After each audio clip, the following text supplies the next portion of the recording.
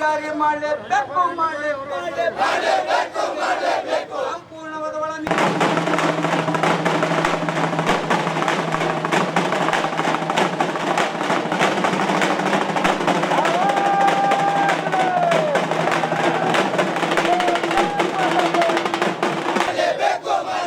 ಸಂಪೂರ್ಣವಾದ ಒಳ ಮೀಸಲನ್ನು ಜಾರಿ ಮಾಡಲೇಬೇಕು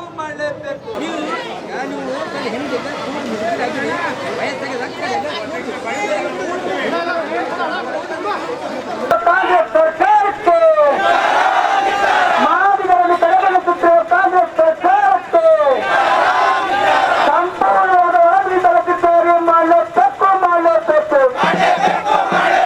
ಸಂಪೂರ್ಣವಾದ ಮೀಸಲು ಜಾರಿ ಮಾಡಲೇಬೇಕು ಸಂಪೂರ್ಣವಾದ ಮೀಸಲು ಜಾರಿ ಮಾಡಲೇಬೇಕು ಸಂಪೂರ್ಣವಾದ ಮೀಸಲು ಜಾರಿ ಮಾಡಲೇಬೇಕು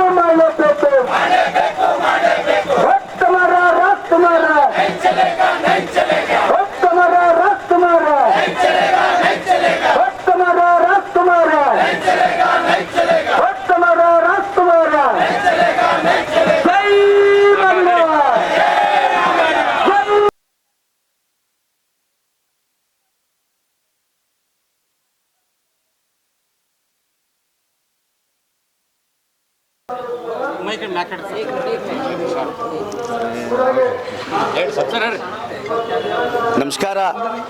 ನನ್ನ ಹೆಸರು ಗೋಪಾಲರಾವ್ ಕಟ್ಟಿಮನಿ, ಕರ್ನಾಟಕ ಮಾದರ ಮಹಾಸಭಾ ಜಿಲ್ಲಾಧ್ಯಕ್ಷ.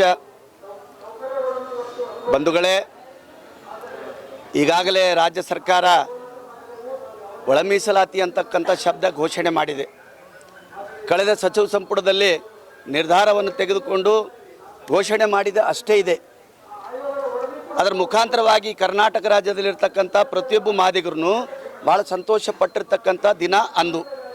ಆದರೆ ಕಾಲಕ್ರಮೇಣ ಆ ಒಳ ಮೀಸಲಾತಿ ಜಾರಿ ಅಂತಕ್ಕಂಥ ಶಬ್ದಕ್ಕೆ ಅರ್ಥಹೀನ ಆಗ್ತಾ ಬರ್ತಾ ಇದೆ. ಯಾಕಂದ್ರೆ ಈ ರಾಜ್ಯದ ರಾಜ್ಯಪಾಲರು ತಾವು ಕಳಿಸಿರ್ತಕ್ಕಂಥ ಬಿಲ್ಲನ್ನು ಪುನಃ ವಾಪಸ್ ಕಳಿಸಿರ್ತಕ್ಕಂಥ ಸರ್ಕಾರಕ್ಕೆ ನಾಚಿಕೆ ಗಡಿತನ ಅಂತಕ್ಕಂಥದ್ದು ಮರಿಬಾರ್ದು ಇವತ್ತು. ಹಾಗಾಗಿ ಇವತ್ತು ಅನೇಕ ಇಲಾಖೆಗಳಲ್ಲಿ ಏನು ನೇಮಕಾತಿಗಳಿವೆ ಅದು ಸಂಪೂರ್ಣವಾಗಿ ಈ ಮಾದಿಗ ಸಮುದಾಯಕ್ಕೆ ಏನಪ್ಪ ಅಂದ್ರೆ ಕೈ ತಪ್ಪು ಹೋಗ್ತಕ್ಕಂಥ ಸಂದರ್ಭ ಉಂಟಾಗಿದೆ. ಹಾಗಾಗಿ ಈ ರಾಜ್ಯದಲ್ಲಿರ್ತಕ್ಕಂಥ ಮಾದಿಗರು ಏನು ಹೋರಾಟ ಮಾಡಿದೆವು 30 ವರ್ಷ, ನಾವು ಯಾವತ್ತೂ ಸುಮ್ಮನೆ ಕೊಡ್ತಕ್ಕಂಥ ಜನ ಅಲ್ಲ. ಅದಕ್ಕೆ ದಯವಿಟ್ಟು ಈ ರಾಜ್ಯದ ಮುಖ್ಯಮಂತ್ರಿಗಳೇ, ಈ ರಾಜ್ಯದ ಸಮಾಜ ಕಲ್ಯಾಣ ಸಚಿವರೇ, ಈ ರಾಜ್ಯದ ಗೃಹ ಸಚಿವರೇ ತಾವು ಅರ್ಥ ಮಾಡ್ಕೊಳ್ಬೇಕು. ಇವತ್ತು ನಮ್ಮ ಪರಿಸ್ಥಿತಿ ಏನಿದೆ, ಇವತ್ತು ಸರ್ಕಾರ ಏನಪ್ಪ ಅಂದ್ರೆ ಏಕಾಏಕಿ ನೇಮಕಾತಿ ಆದೇಶಗಳ ಹೊರಡಿಸ್ತಾ ಇವೆ, ಅಲ್ಲಿ ಮೀಸಲಾತಿ ಬಿಂದು ಅಂತಕ್ಕಂಥದ್ದು ಅಳವಡಿಸ್ತಾ ಇಲ್ಲ.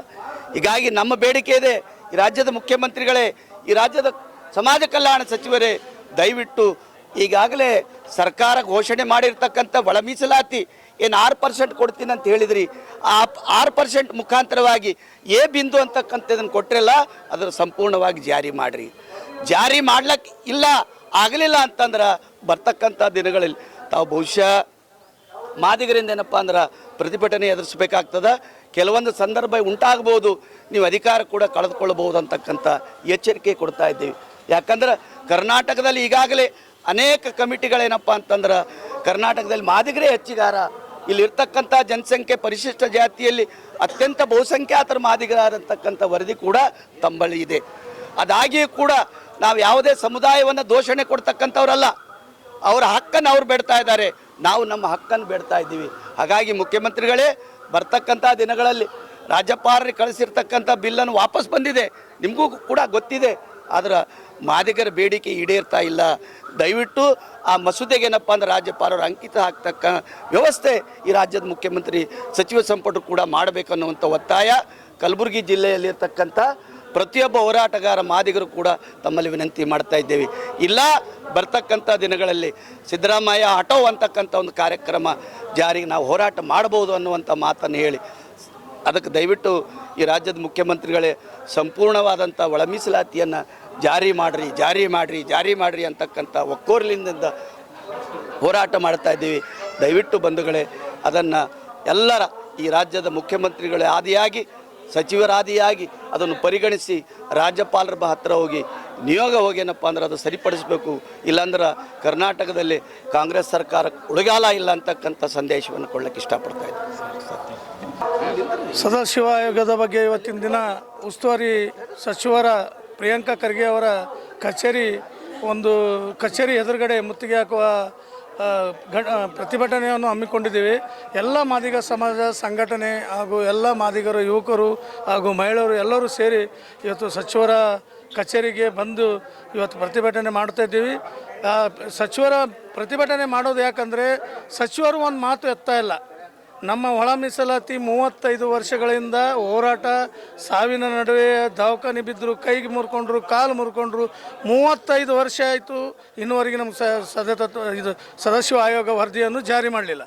ಅದೇ ರೀತಿ 3 ಸಲ ಎಲ್ಲ ರಿಪೋರ್ಟ್ ತರಿಸ್ಕೊಂಡ್ರು. ಸದಾಶಿವ ಆಯೋಗದ ವರದಿಯಾಗಲಿ, ಮಾಧುಸ್ವಾಮಿ ವರದಿಯಾಗಲಿ, ಈಗ ನಮ್ಮ